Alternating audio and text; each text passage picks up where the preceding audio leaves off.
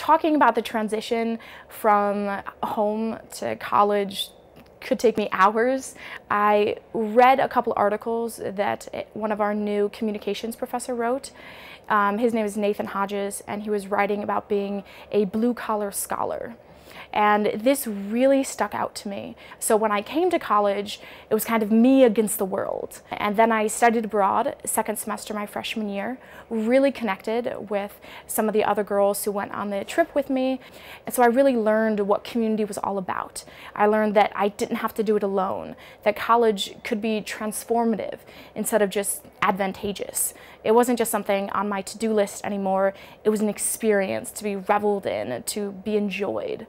And so all this connects back to these articles that I read my sophomore year, because they were talking about that tension. They were putting into words all these feelings that I had and these thoughts that I had about how to explain what I'm reading about in my existentialism class with Nietzsche, and then in my Protestant Reformation class with Calvin and Luther.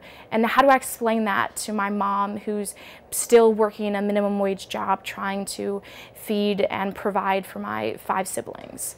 And so that tension of how do I justify being worried about classes and essays and work here when I know that my family back home is going through much more difficult struggles and life-challenging struggles? All those feelings and ambiguous ideas were wrapped up in these articles that really introduced me to an entire community of blue-collar scholars, of people straddling the line between what it's like to be at a college where you don't have to worry about hot water, you don't have to worry about food, you don't have to worry about the electricity being turned off, but that's how you grew up.